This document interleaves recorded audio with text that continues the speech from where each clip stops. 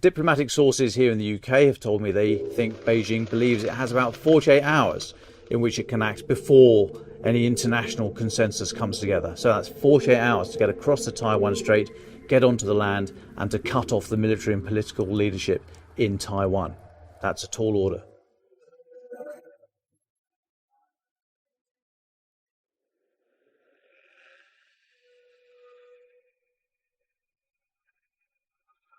The ripples from the war in Ukraine have spread far and wide. They've even reached the South China Sea, so it's time to talk about Taiwan. So Taiwan is a vibrant, thriving democracy in Southeast Asia. It has very close ties to the US and to the wider world. Officially, the Republic of China, created in its modern history in 1949 when the communists took power in mainland China and the government fled to the island. Actually, confusingly, Taiwan is 168 islands, which we'll come back to later.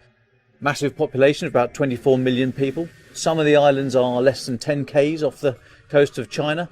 Is a major leading world power when it comes to microprocessors that make everything run, from our mobile phones to our cars to our fridges to everything, basically. Although it's quite a small country, it has a very big international clout.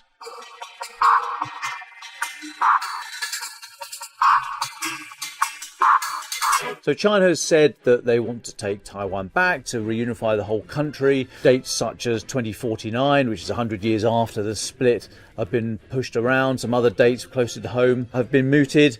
Nobody really knows if President Xi and if China is prepared to fight for Taiwan, or if they want to try and take it back through economic, diplomatic means.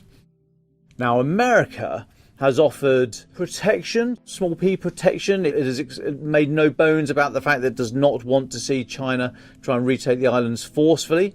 It has what they call a one China policy. So in 1979, they recognized the People's Republic of China as the legitimate authority. So under the US One China policy, which has been reaffirmed by every new US administration since it came into power in 1979, the US recognises the People's Republic of China as the sole legal government of China, but acknowledges, and note, acknowledges, not recognises, acknowledges the Chinese position that Taiwan is part of China. So recognises the sole legal authority, but only acknowledges Chinese position. So in effect, it doesn't agree with Beijing's claims to sovereignty. Confused? So am I. So why is it so important to China? Well, they see it as one of the last little pieces of unfinished business from the so-called century of humiliation that started in the mid-19th century with the Opium Wars with Britain and so on and so forth.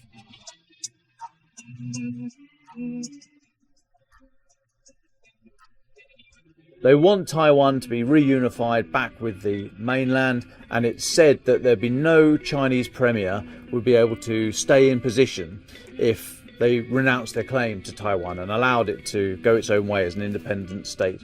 So there's no backing down from this. China wants it back. There's going to be a confrontation at some point in the probably very near future. The senior Pentagon official in charge of the Indo-Pacific region, Eli Ratner, has said he doesn't expect anything to happen before the end of the decade. There's just too much diplomatic turbulence from the war in Ukraine at the moment. So something else on top of that would really be such a shock to the international system. And China has yet to see the full results of the war in Ukraine to be confident that they'll be able to do something in the next few years.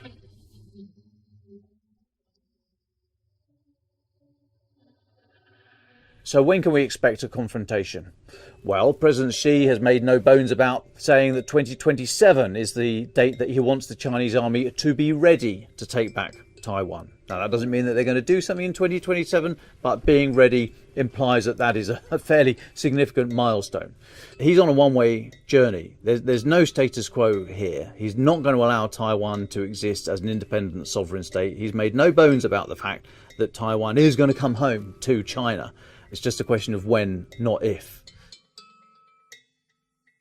Taiwan's foreign minister said in the last couple of weeks that he sees 2027 as a significant date because that would be the start of Xi Jinping's expected fourth term in power in Beijing.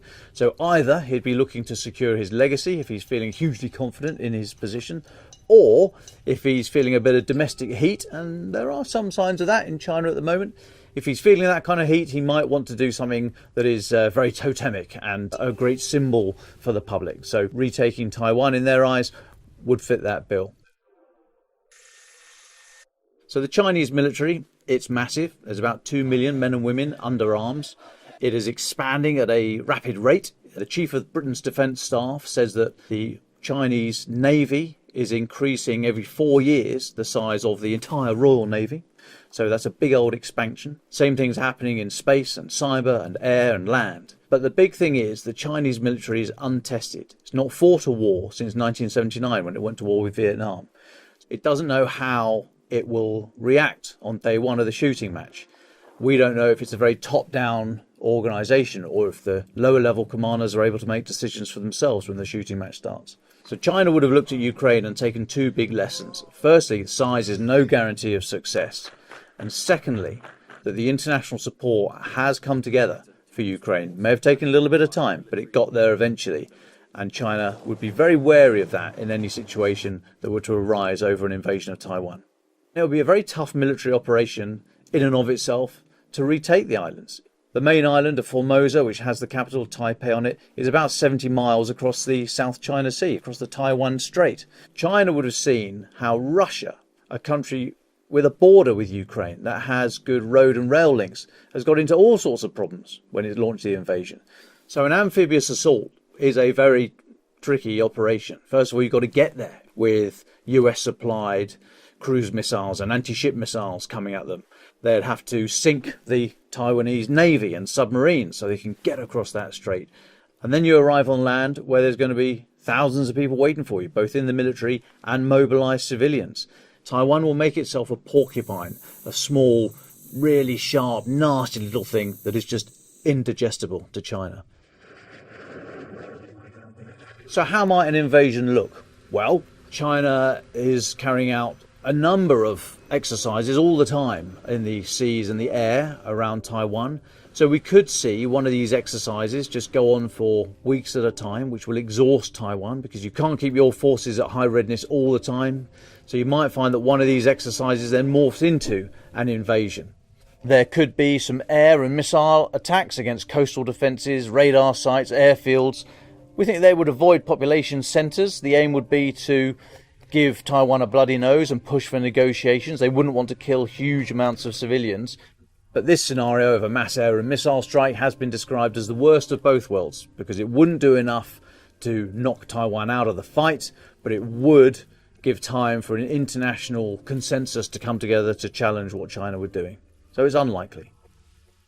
The most likely scenario would start with a massive cyber attack to paralyse Taiwan's decision-making bodies, both military and political, and then a lightning strike to get across the Taiwan Strait and get onto the island.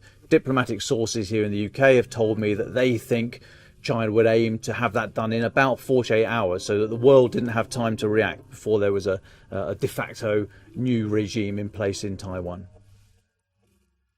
Another scenario might be a limited Chinese incursion onto one of the other outlying islands. Taiwan consists of 168 islands, some of them within 10 kilometres of the mainland of China. So if China were to get forces onto the Matsu or Kinmen Islands, what does that mean? Now, they are covered by US One China policy, so the US would view that as an attack on Taiwan. So do they then step forward and put military resource into the area? If they don't, does that fatally undermine their whole One China policy and their support for Taiwan? But is that too big a gamble for China to take? Now, is the West distracted by Ukraine? Well, evidently it's focused very heavily on Ukraine, but is there enough capacity in the system to also handle another crisis in Southeast Asia? Who knows? But if you were Xi Jinping, would you gamble that there is not? Defence in Depth is a weekly video output by The Telegraph covering the big defence stories. If you'd like a daily fix of content about the war in Ukraine, I'd suggest Ukraine, the latest, the Telegraph's podcast. And since the outbreak of the full-blown invasion in February 2022, the Telegraph has been tracking donations and deliveries of weapons to Ukraine. Our experts have analysed their effectiveness and use on the battlefield and produced an essential guide to the weapons used in Ukraine. For this guide and more on these stories, we've left links in the description below. Please do visit our website for the latest updates, news and analysis, or failing that, you could read the paper.